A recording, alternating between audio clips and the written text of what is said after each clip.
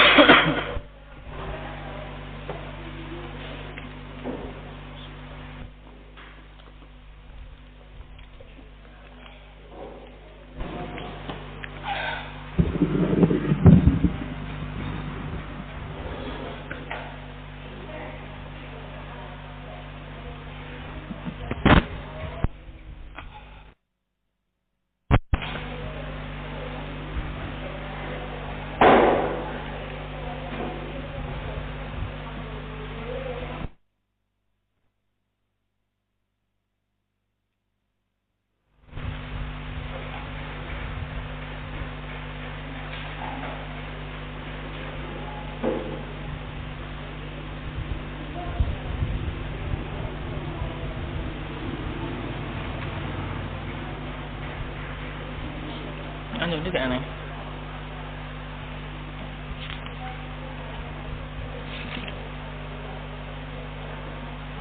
Dengan yang kali sih.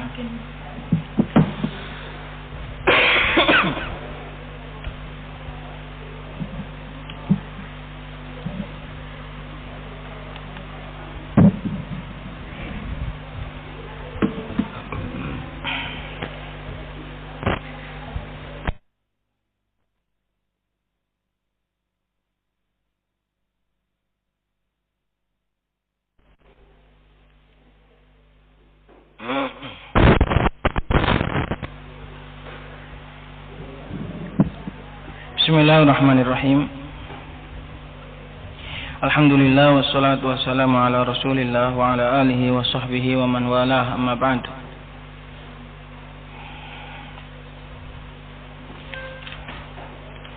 Insyaallah akan kita lanjutkan pembahasan inna wa akhwatuha.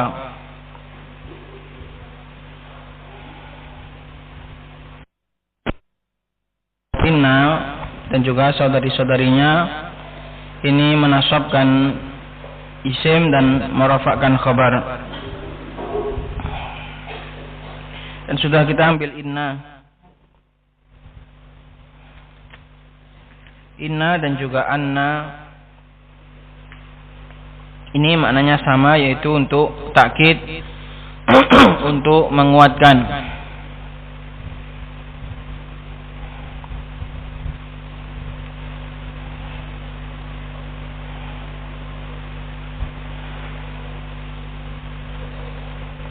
Dan juga sudah disebutkan perbedaan antara inna dan anna, bahwasanya inna ini bisa terletak di awal kalam, berbeda dengan anna, dia tidak bisa ditaruh di permulaan.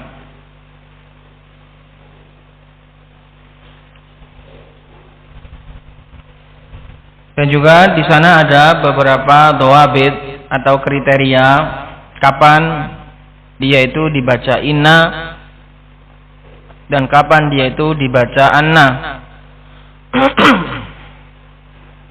Ini nanti insya Allah akan diambil pada pelajaran strata berikutnya tentang kapan dibaca inna, kapan dibaca anna.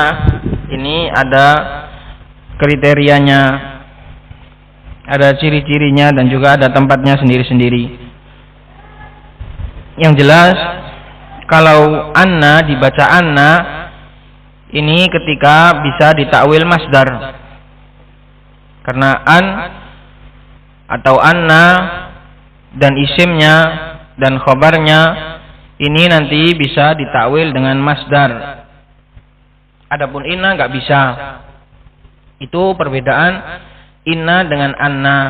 Inna dengan isim dan khobarnya tidak bisa ditakwil dengan masdar. alias dia memang jumlah. Adapun anna, maka anna dan isimnya dan khobarnya yang itu merupakan jumlah, ini bisa ditakwil, bisa diganti dengan masdar yang merupakan mufrad. Masdar itu mufrad kalau anna dan isim dan khobarnya ini jumlah. Jadi ketika nanti dia bisa ditakwil dengan masdar, maka itu bacanya anna. Kalau tidak bisa ditakwil dengan masdar, maka bacanya inna. Oleh karena itu, kapan wajib dibaca inna? Ketika tidak bisa ditakwil masdar. Dan kapan dibaca anna? Kapan wajib di fathah anna? Ketika wajib ditakwil masdar. Dan kalau boleh ditakwil masdar dan boleh tidak, maka boleh dibaca anna, boleh dibaca inna. Itu ringkasan dari perincian kapan dibaca inna dan kapan dibaca anna. Yaitu kuncinya, kalau bisa ditakwil dengan masdar, maka dibaca anna. Kalau boleh ditakwil masdar, maka boleh anna, boleh inna. Itu dibaca inna pada 12 tempat dan dibaca anna pada 11 tempat. Kuncinya kembali kepada satu tadi, bisa ditakwil masdar atau enggak.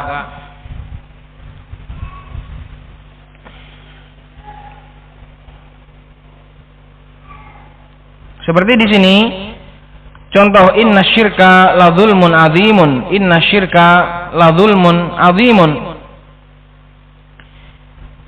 Ini harus dibaca inna. Kenapa? Karena dia tidak bisa ditakwil masdar. Karena kalau ditakwil masdar, maka nanti butuh khabar. Karena anna itu kedudukannya sebagai mubtada. Sedangkan kalau ditakwil jadi masdar, nanti butuh khabar baru.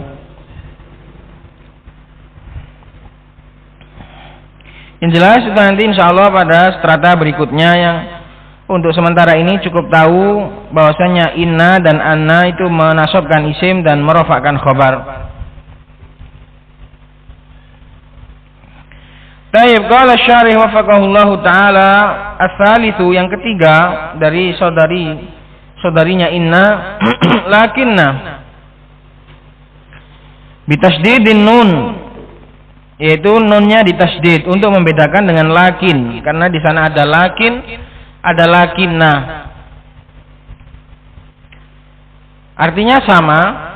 Kalau lakinna itu artinya akan tetapi, karena dia masuk kepada jumlah. Kalau lakin itu dia bisa masuk pada jumlah, bisa masuk pada mufrad. Kalau masuk pada mufrad, maka dia menjadi huruf athof, artinya tapi. Zaid tidak berdiri tapi duduk. Itu.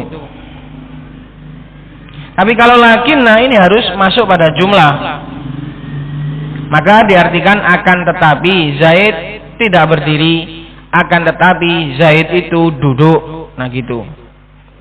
Jadi untuk memudahkan, kalau lakinna diartikan akan tetapi, sedangkan lakin diartikan tapi. Beda itu. Tapi sama akan tetapi itu beda. Walaupun tujuan atau artinya sama, yaitu untuk membatalkan atau untuk memberikan hukum yang berbeda dari hukum sebelumnya. Nanti ada beberapa perbedaan juga, ada beberapa kriteria lakin dan juga lakinna, apa saja perbedaannya, itu nanti bisa dipelajari insya Allah di strata berikutnya. As-salisu lakinna bitasydidin nun, dengan nun yang ditasydid lakinna. Wa maknaha al-istidraku, dan maknanya lakinna adalah istidrak, yaitu untuk mengganti. Istidrak itu artinya mengganti dan membatalkan yang sebelumnya, itu namanya istidrak. Untuk menyusul. Istidrak itu menyusul.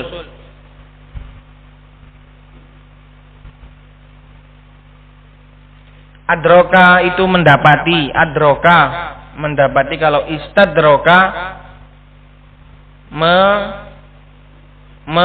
meminta untuk dapat, godak, mengejar, itu nama istidrok. Mengejar dan mengganti yang luput itu namanya istidrok. Karena itu ada kitab hadis namanya Al-Mustadrok, itu adalah untuk menyusul yang luput dari Al-Imam Al-Bukhari dan Al-Imam Muslim, punyanya Al-Imam Al-Hakim, Al-Mustadrok. Jadi istidrok artinya adalah mengganti atau menyusul. Apa makna istidrok? Wa huwa itba'ul kalami binafyi ma yutawahhamu thubutuhu au isbati ma yutawahhamu nafyuhu. Makna istidrok adalah mengiringi suatu pembicaraan atau mengikutkan kepada suatu kalimat dengan meniadakan apa-apa yang dikira tetap atau menetapkan apa-apa yang dikira tiada. Paham? Diperhatikan ini ucapan ini, seperti ini jelimet, butuh pemahaman ekstra.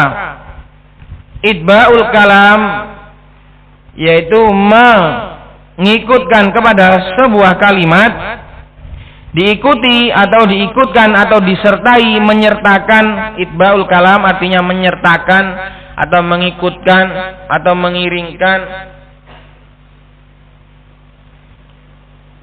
dengan sesuatu yang meniadakan apa-apa yang dikira tetap. Jadi sebuah kalimat, ada sebuah kalimat, dia itu membuat opini atau seakan-akan ada sebuah ketetapan, maka seakan-akan ada sebuah ketetapan tadi dibatalkan, dinafikan. Nanti dengan contoh akan lebih jelas. Atau ada sebuah kalimat yang mengisyaratkan atau menggiring seakan-akan dia itu tidak ada, maka kemudian dibatalkan opini tersebut dan ditetapkan. Itu namanya istidrok, membatalkan atau menyusul. Apa yang dikira nggak ada diadakan, dan apa yang dikira ada ditiadakan, gitu loh. Itu namanya istidrok. Tapi itu tujuannya untuk membatalkan yang setelahnya atau membatalkan dugaan dari kalimat sebelumnya dan menetapkan hukum baru.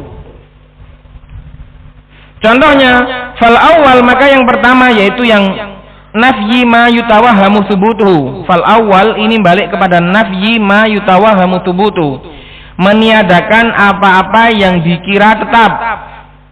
Kaqaulika, seperti ucapanmu, qaman nasu lakinna Zaidan jalisun,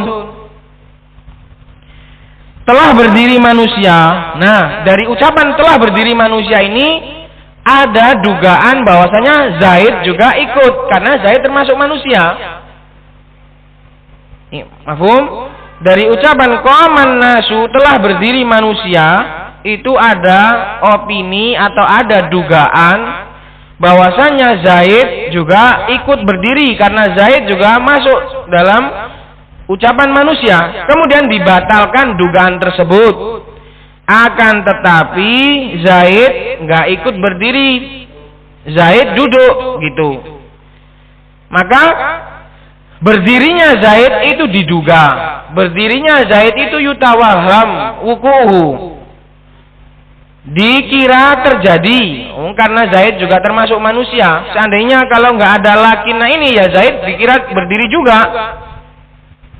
Tapi fungsinya lakinna ini untuk membatalkan dugaan tersebut, untuk membatalkan dugaan tersebut, yaitu dugaan tetapnya berdirinya Zaid, sehingga ini namanya ditiadakan binafyi ma yutawahhamu thubutu. Berarti subutnya, tetapnya berdirinya Zaid ini manfiyun, tertiadakan. Paham di sini? Itu makna istidrok. Ya, kalau kita sebenarnya kalau nggak perlu dijelaskan seperti ini, yang namanya penggunaan kalimat tetapi, kata tapi dan kata tetapi dia sudah paham. Tapi kalau dijelaskan seperti ini, sebagian orang malah justru nggak paham. Maka harus dipahami seperti ini.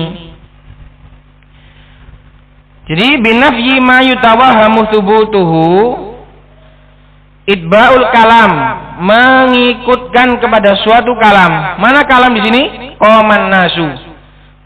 Kalam di sini adalah qaman nasu, karena qaman nasu itu kalam. Sudah ada musnad dan musnad ilaih.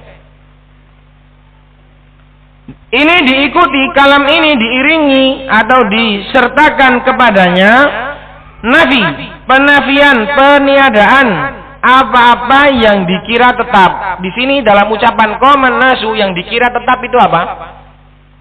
Ikut sertanya Zaid dalam berdiri. Itu yang dikira tetap.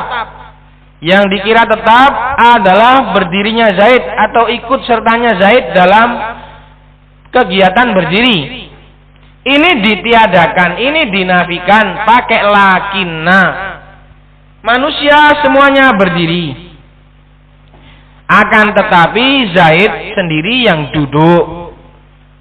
Akan tetapi Zaid itu duduk, dia nggak ikut berdiri dari hukum manusia tadi.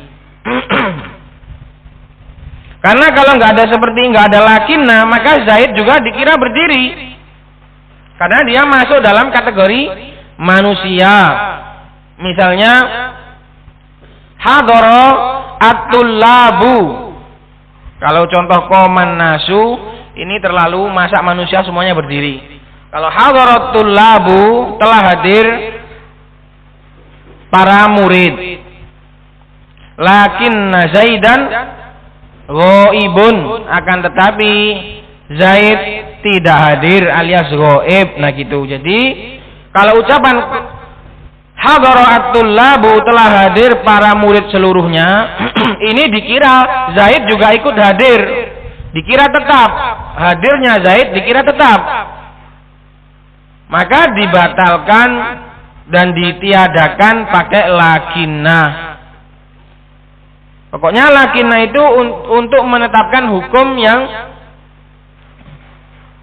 berbeda dari sebelumnya, dari dugaan sebelumnya, dari kandungan sebelumnya. Walaupun tidak semua hukum sebelumnya dibatalkan, yang dibatalkan cuma sebagian kandungannya saja.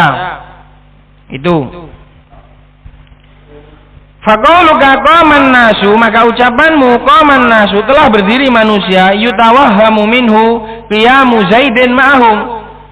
Yutawahham, waham itu adalah dugaan. Ucapan qaman nasu bisa diduga darinya juga Zaid juga ikut berdiri bersama mereka, karena Zaid termasuk dari manusia. Li'annahu minhum, karena Zaid itu termasuk dari manusia. Kalau ada orang ngomong manusia telah berdiri, berarti seakan-akan Zaid juga ikut berdiri. Fanafaita ma tuhima thubutuhu, maka engkau nafikan apa-apa yang dikira tetap, wahwal qiyam, yaitu berdirinya Zaid, ikut sertaan Zaid dalam berdiri itu terduga dari ucapan qaman nasu, maka engkau nafikan dengan lakinna biqaulika lakinna Zaidan jalisun. Ini fungsinya lakinna. Maka lakinna itu harus membatalkan sedikit dari sebelumnya. Kalau nggak membatalkan sama sekali nggak boleh. Seperti lam yahduri at-tullabu, lakinna Zaidan lam yahdur. Enggak bisa. Para murid tidak hadir, akan tetapi Zaid tidak hadir. Lu enggak bisa. Bodoh wae. Ucapan sebelumnya juga sama, enggak hadir. Lakinnanya juga menetapkan atau meniadakan enggak hadir. Enggak boleh seperti ini. Lakinna itu harus membatalkan sedikit atau sebagian dari hukum yang sebelumnya. Namanya tapi, namanya saja tetapi itu membatalkan. Oh dia itu bagus, dia itu masya Allah, tapi waduh, ada kalau sudah ada tapinya batal kabeh. Gitu loh. Jadi tapi itu sendiri untuk membatalkan, entah itu membatalkan banyak, membatalkan sedikit, pokoknya ngurangi. Tapi itu mengurangi. Dia itu masya Allah gini, tapi, nah ini kalau sudah ada tapi, buyar sudah. Tapinya itu yang merusak seluruhnya. Maka nggak boleh yang namanya menggunakan kata tapi pada kata yang tidak batal, seperti tadi.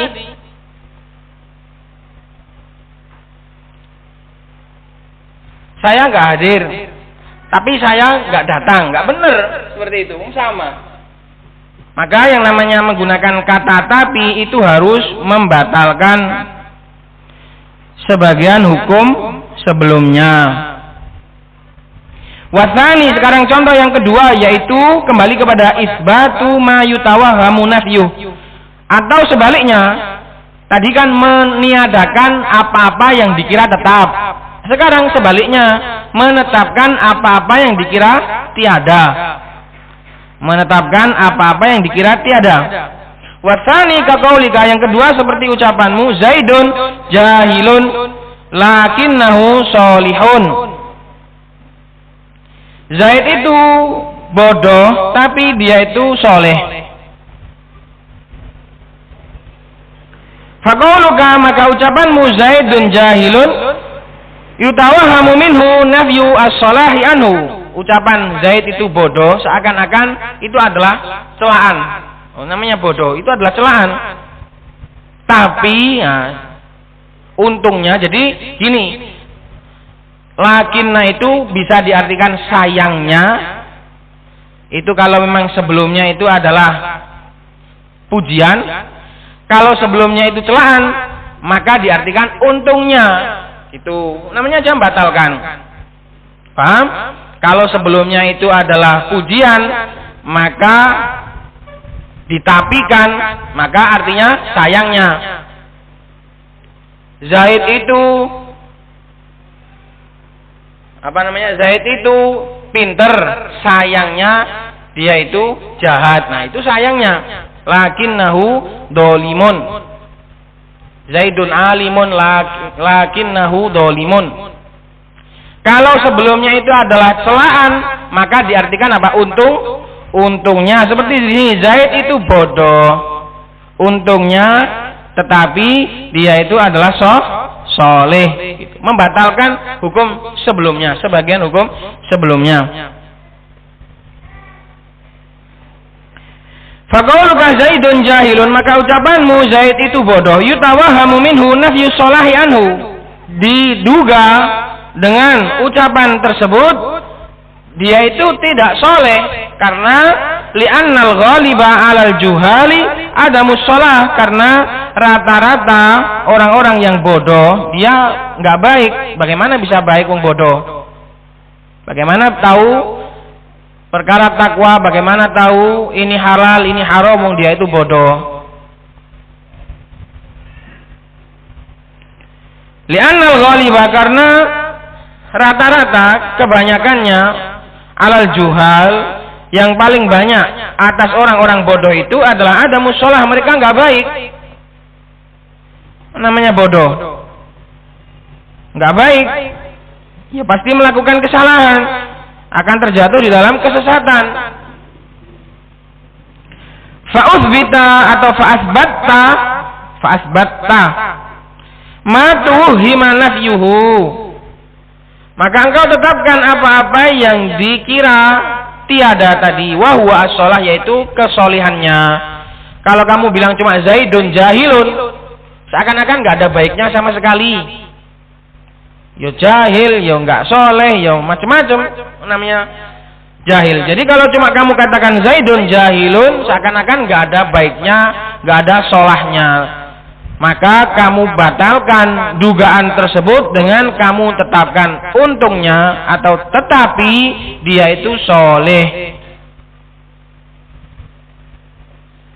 Biqaulika lakinnahu solihun, yaitu dengan ucapanmu akan tetapi Zaid itu soleh. Mas ya bodoh tapi soleh. Nah gitu loh. Mas walaupun bodoh tapi soleh. Ini fungsi dari lakinna yaitu istidrak untuk menyusul. Seandainya kamu bilang Zaidun jahilun toh, nanti nggak ada kebaikannya sama sekali. Tapi kamu susul, nggak deng, tapi dia itu baik. Nah, ini kan untuk nyusul, untuk menyusul, untuk istadraka, meminta untuk ketemu, mengejar. Istidrak itu untuk mengejar. Karena seandainya kamu bilang Zaidun jahilun saja, maka akan terhilangkan seluruh kebaikan dari dia. Maka kamu kejar dengan ucapan lakinnahu, enggak deng, tapi dia itu bagus. Nah gitu. Demikian juga tadi qaman nasu, kalau seandainya enggak kamu istidrak, kalau enggak seandainya kamu kejar, maka dugaan tersebut akan tetap semuanya. Semua orang seakan-akan berdiri, enggak deng, tapi Zaid duduk. Nah gitu loh. Paham? Itu namanya istidrak, untuk nyusul, untuk mengejar pada apa-apa yang ditetapkan atau pada apa-apa yang mungkin tertiadakan dari ucapan sebelumnya. Tapi bohong, tapi jelek, tapi gitu. Itu namanya istidrak. Tapi pembohong, tapi dia itu nggak bagus. Nah, itu namanya tapi, alias untuk menyusul atau istidrak, mengejar supaya ucapan tersebut tidak difahami, tidak terduga kandungannya semuanya. Itu fungsi dari lakinna.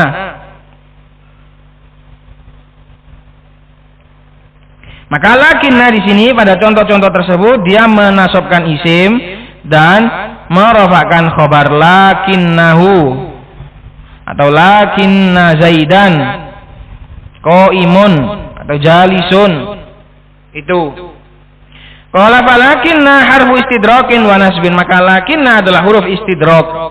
Apa tadi istidrak? Yaitu untuk mengejar atau menyusul sebuah ucapan supaya tidak difahami kandungannya secara keseluruhan, dibatalkan sedikit atau sebagiannya.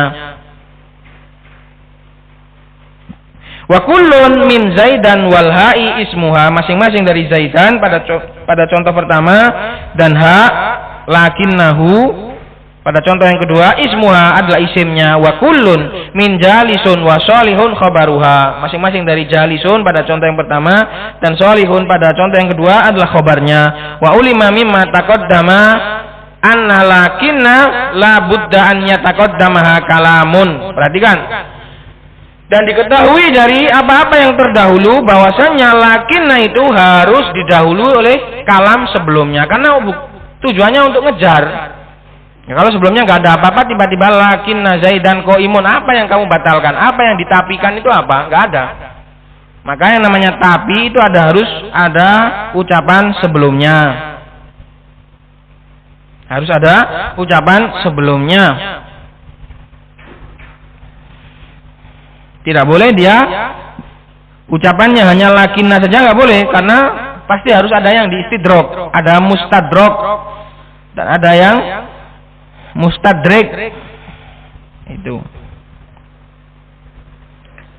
mafhum tentang lakinna. Qala ar-rabi'u, yang keempat, ka'anna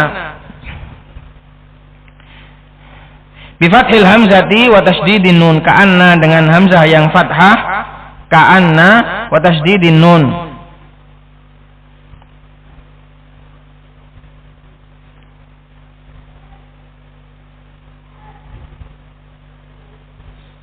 Karena nanti ada yang nunnya itu mukhaffafah, masuk kepada jumlah. Wa makna at-tashbihu, maknanya ka'anna adalah tasbih, penyerupaan. Ka'anna itu artinya seakan-akan atau seperti. Dia bedanya dengan ka saja. Kalau ka itu masuk kepada mufrad, anta kal qamar, engkau seperti bulan. Anta kal asad, kamu seperti singa. Kalau ka'anna maka dia masuk kepada jumlah, karena ka'anna itu nawasih, masuk kepada mubtada dan khabar. Itu bedanya. Wa maknaha tasbih, maknanya adalah penyerupaan. Seperti ay tasbihu ismiha bi khabariha, yaitu menyerupakan isimnya dengan khobarnya, bukan menyerupakan khobar dengan isim lainnya. Jadi nanti ada musyabbahun, ada musyabbahun bihi, ini lain hukumnya. Ada yang diserupakan dan ada yang diserupai. Ada yang diserupakan dan ada yang diserupai. Musyabbahun ini artinya yang diserupakan, musyabbahun bihi artinya yang diserupai. Ini kalau dalam ilmu balaghah namanya bab tasbih. Maka ada 3 rukunnya: musyabbah, musyabbah bihi, dan adawatut tasbih, alat untuk menyerupakan. Jadi yang benar menyerupakan isim dengan khobarnya. Berarti mana yang musyabbah? Ayo, menyerupakan isim dengan khobarnya, menyamakan isim dengan khobarnya. Mana musyabbah, mana musyabbah bih? Nahwu ka'anna Zaidan asadun. Contohnya seakan-akan Zaid itu adalah singa. Mana yang diserupakan? Zaidun. Yang diserupai adalah singa. Maka ka'anna adalah litasbih, dan yang diserupakan adalah isimnya yaitu Zaidan, diserupakan dengan al-musyabbah bihi yaitu asadun, singa yang diserupai. Harus dipahami itu mana yang diserupakan, mana yang diserupai. Jangan di sini salah kalau yang diserupakan adalah singanya seperti Zaid. Salah. Karena nggak harus. Yang diserupakan sama yang diserupai itu nggak harus sama persis. Nggak bisa dibalik. Ingat ya, al-musyabbah dengan musyabbah bihi nggak bisa dibalik.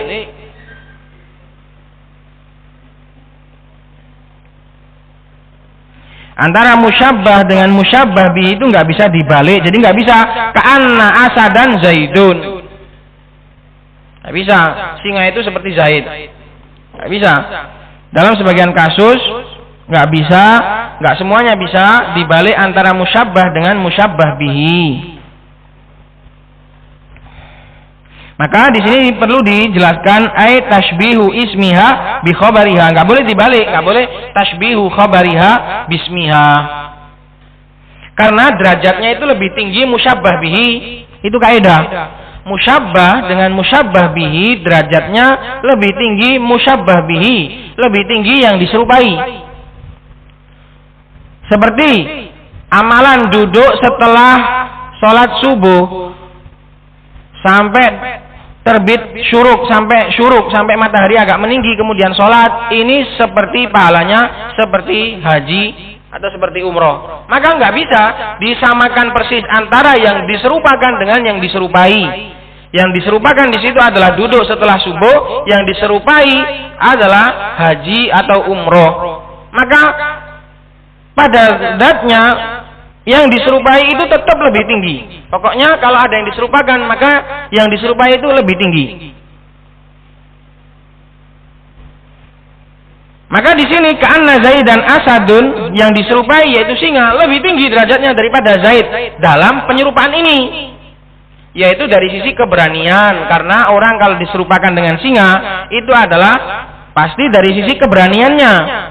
Nggak mungkin dari sisi bentuk badannya atau dari sisi kakinya, jalan gaya berjalannya nggak mungkin. Nah, ini namanya mencela malah. Kamu ini seperti singa. Dari sisi apa? Dari sisi keberanian, bukan dari sisi cara berjalan. Nah, ini ngenyek malahan. Mahfum? Terus paham seperti itu. Tadi apa kaidahnya? Musyabbah bihi, yang diserupai lebih tinggi daripada yang diserupakan.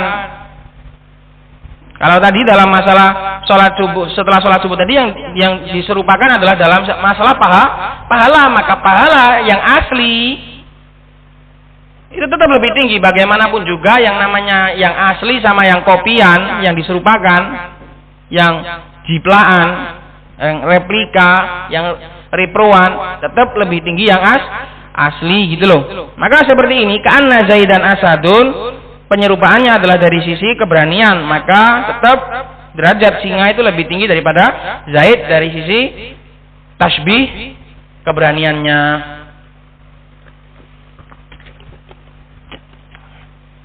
Nyambi belajar balaghah sedikit gitu.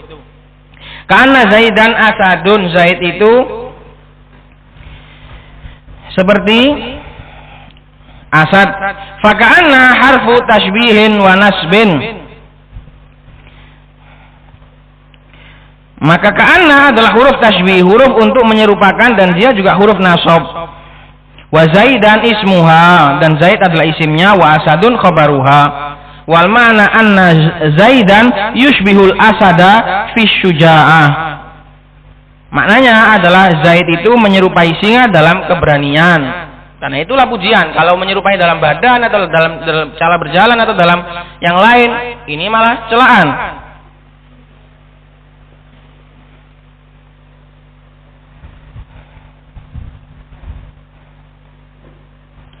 Kalau mithaluha minat tanzil, dan contoh dari Al-Quran adalah qauluhu jalla fi'ulah, adalah firman Allah subhanahu wa ta'ala, jalla yang maha agung, fi'ulahu di dalam ketinggiannya. Qauluhu jalla fi'ulahu, bacanya gitu. Adalah firman-Nya Allah subhanahu wa ta'ala yang maha agung di dalam ketinggiannya.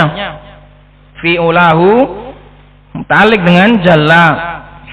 Kannahunnal yaqutu wal marjan,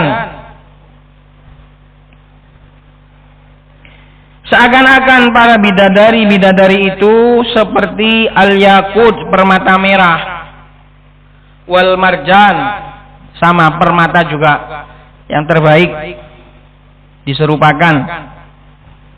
Kannahunnal yaqut, seakan-akan para bidadari-bidadari itu seperti permata yakut. Fisofa, kata Imam Ibnu Katsir, yaitu dalam sisi kejernihan dan kebeningan. Wal marjan, dalam masalah putihnya mereka. Nah, seperti ini apakah berlian dan permata itu lebih tinggi daripada bidadari? Nah, nanti ini ada tujuan lain, yaitu pendekatan pemahaman kepada seorang hamba. Yang tentu dalam masalah ini bidadari tentu lebih mahal, tentu lebih berharga daripada perhiasan dunia, daripada permata dunia. Tapi yang dimaksudkan di sini adalah pendekatan pemahaman kepada seorang hamba, di mana seorang hamba itu jelas lebih mengetahui, jelas lebih hafal kepada permata, karena dia belum pernah melihat bidadari. Cuma di sini Allah Subhanahu wa taala memantik hasrat para hamba Allah Subhanahu wa taala untuk beramal soleh dan untuk menjadi penduduk surga, karena nanti di surga akan ada bidadari-bidadari yang mereka itu jelita dan bening seperti permata merah dan seperti marjan. Di sini tidak harus kemudian permata itu lebih bagus daripada bidadari, enggak. Karena di sini tujuannya bukan hanya bagus-bagusan. Tujuan di sini, ucapan di sini adalah untuk mendekatkan pemahaman. Untuk mendekatkan pemahaman, dan jelas permata, yakut dan marjan ini lebih dikenal oleh manusia daripada bidadari. Mereka belum pernah lihat bidadari. Paham? Itu wallahu alam seperti itu. Tujuan di sini bukan kok bagus-bagusan. Tujuan di sini adalah mendekatkan pemahaman. Gimana manusia caranya biar bisa paham? Mereka nggak pernah lihat bidadari. Caranya Allah Subhanahu wa taala kasih pendekatan pemahaman dengan apa-apa yang mereka pernah lihat di dunia, yaitu dari barang-barang yang indah, batu-batu mulia, permata merah itu termasuk batu mulia, logam mulia.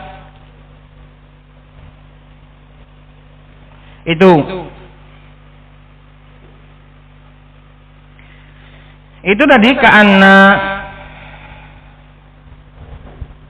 Maka di sini ka'annahunna, isimnya ka'anna adalah domir hunna, dan al-yaqut sebagai khobarnya, ka'annahunnal yaqutu wal marjan.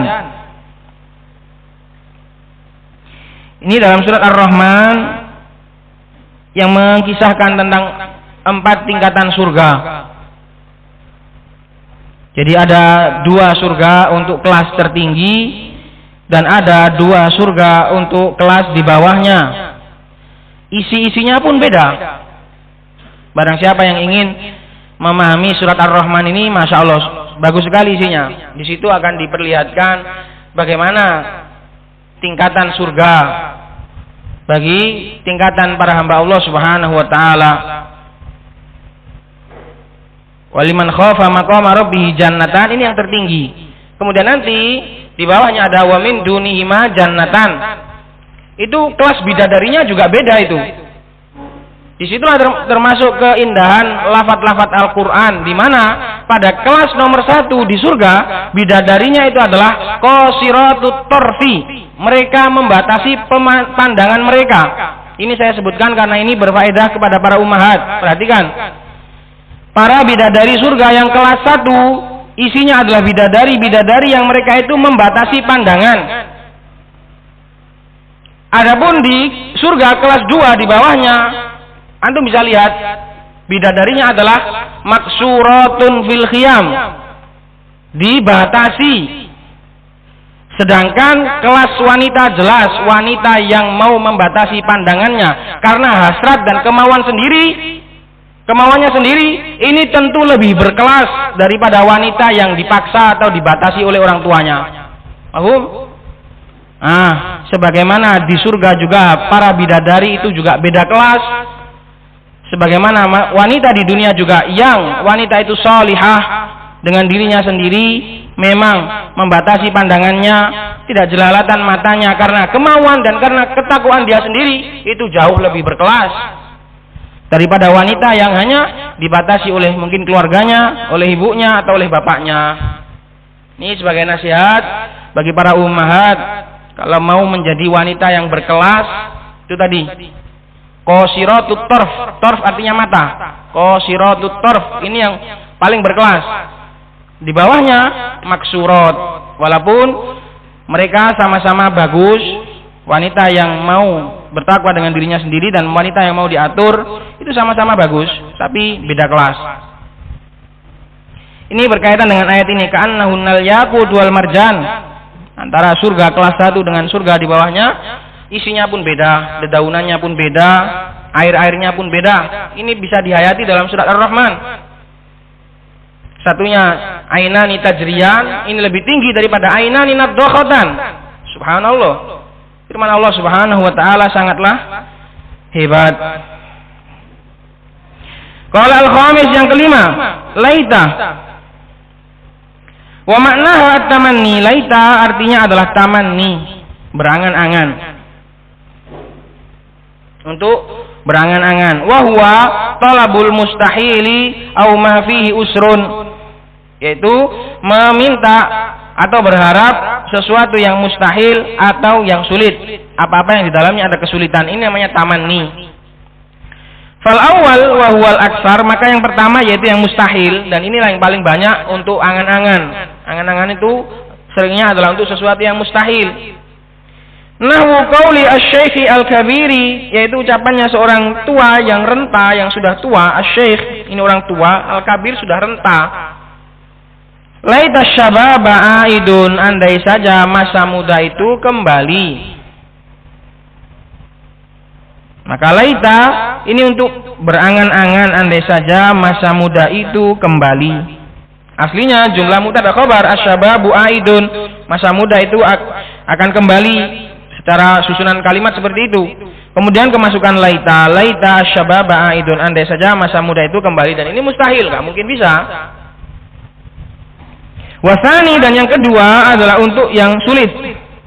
Nahwu laita Zaidan alimun, andai saja Zaid itu dia adalah seorang alim. Mungkin karena diambil dari mana kesulitannya, mungkin diambil karena mungkin Zaid mungkin nakal, atau mungkin dia sudah gak mampu lagi. Nah itu dikatakan sulit. Yang jelas contoh yang kedua ini enggak mutlak, butuh qarinah, butuh pendukung biar dikatakan sulit. Kalau yang tadi kan andai saja masa muda itu kembali, ini sudah jelas mustahil. Kalau Zaid itu menjadi pintar, ini enggak ada qarinah, sulit. Kecuali memang kalau ada qarinah yang lain yang menunjukkan Zaid itu sulit jadi orang pintar. Falaita harfu tamannin, maka laita adalah huruf tamanni, huruf untuk berangan-angan, wa nasbin dan huruf untuk menasabkan. Wa kullun minasyababa wa zaidan ismuha, wa kullun min aidun wa alimun khabaruha.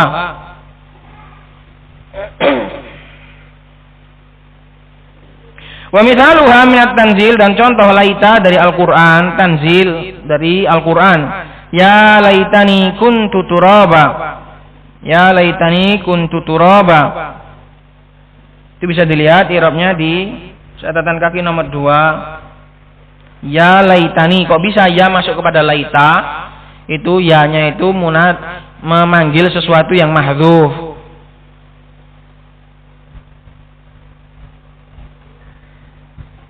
Duhai, duhai, seandainya aku adalah menjadi segenggam tanah. Itu ngartikannya. Maka ya itu memanggil sesuatu. Duhai, terserah siapa saja. Di sini ditakdirkan ya qaumi atau ya haulai, wahai mereka. Karena ini adalah ucapan orang kafir nanti di akhirat. Ketika mereka tahu akan mendapatkan azab Allah Subhanahu wa taala untuk selama-lamanya, mereka berandai-andai dan mereka berangan-angan seandainya mereka cuma jadi segenggam tanah.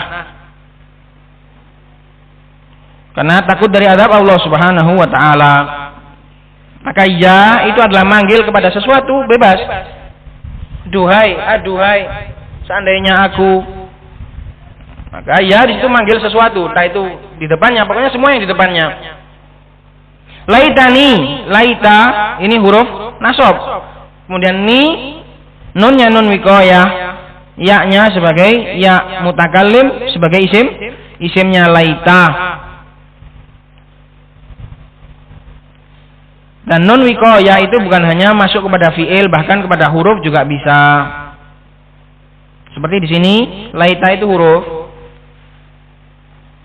Kemudian dia masuk kepada ya mutakallim supaya enggak ya laiti, maka akan merusak huruf. Ya laiti enggak bisa, maka harus pakai nun wiqayah, ya laitani. Mana khabarnya? Khabarnya adalah berbentuk jumlah, yaitu kuntu. Kuntu ini kana, saudaranya kana, yaitu apa? Dalam bab nawasih kana, kuntu. Taknya sebagai isimnya kana, turaba sebagai khobar kana, dan kana beserta isim dan khobarnya menjadi khobarnya laita. Ini namanya khobar apa? Jumlah. Jumlah ismi atau fi'liyah? Ayo. Jumlah fi'liyah. Jumlah kana dan isim dan khobarnya namanya jumlah fi'liyah.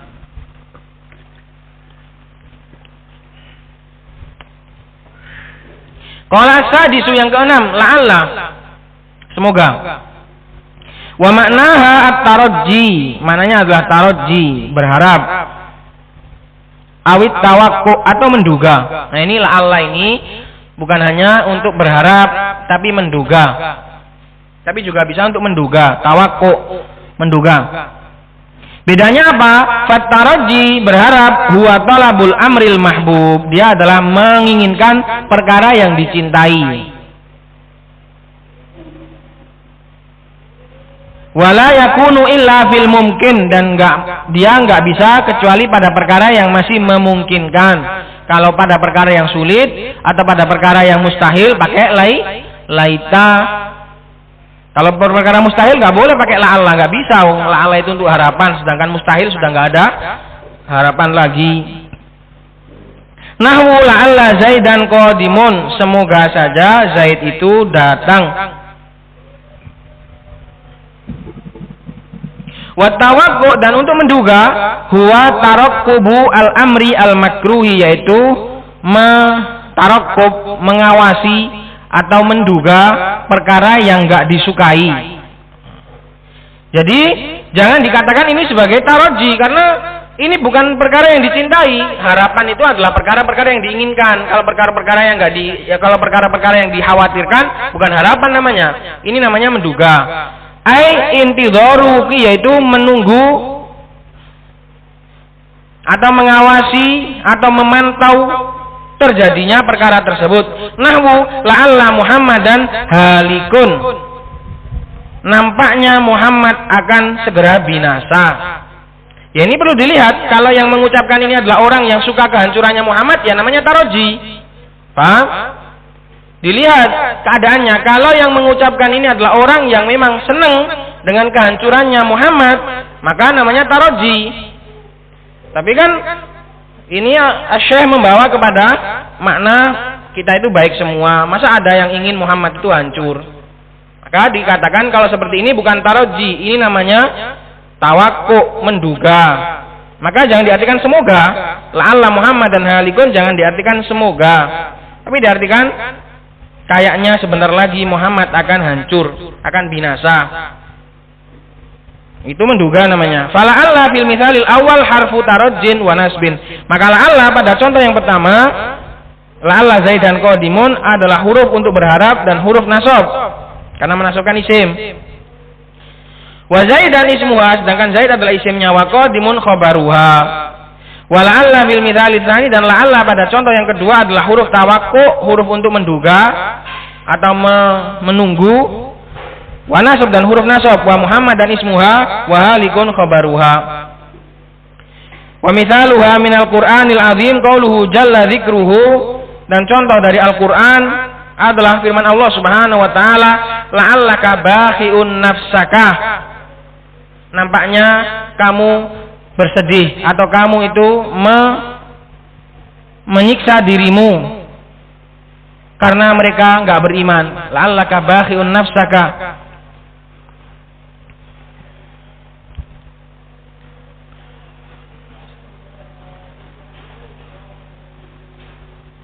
Itu. Maka di sini ini adalah tawakku, bukan harapan ya. La'alla di sini adalah untuk yang tawakku. Karena enggak mungkin Allah Subhanahu wa taala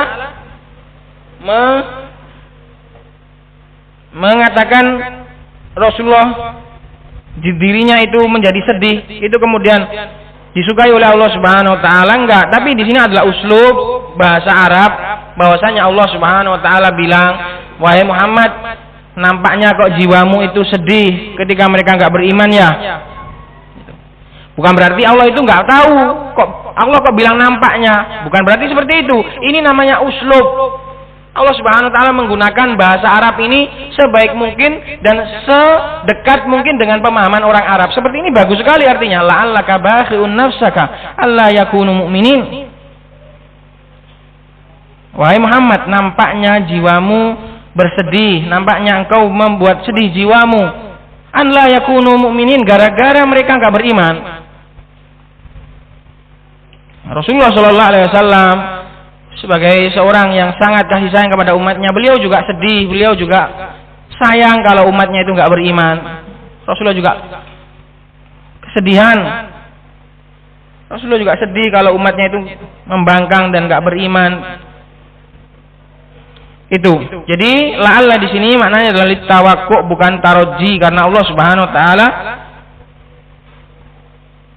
keberadaan Rasulullah sallallahu alaihi wasallam membuat dirinya sedih itu bukan kok sesuatu yang disukai oleh Allah Subhanahu wa taala. Karena tadi berbedanya yang taroji sama yang tawakku. Kalau taroji itu adalah perkara yang diharapkan, perkara yang disukai. Kalau tawakku itu adalah perkara yang enggak diharapkan. Maka mengartikan seperti ini, la'allaka bakhi'un nafsaka, nampaknya kamu membuat sedih. Failnya di sini bisa Allah yakunu mu'min. Jadi keberadaan mereka enggak beriman nampaknya membuat kamu sedih gitu. Selesai kita dari Inna dan saudari-saudarinya. Semoga tadi penjelasannya bisa difahami. Demikian juga penjabaran secara luas tadi, semua itu tadi adalah faedah insyaallah. Jadi bisa dipahami dan dijadikan pendorong untuk memahami bahasa Arab. Subhanakallahumma bihamdik asyhadu an la ilaha illa anta astaghfiruka wa atubu ilaik.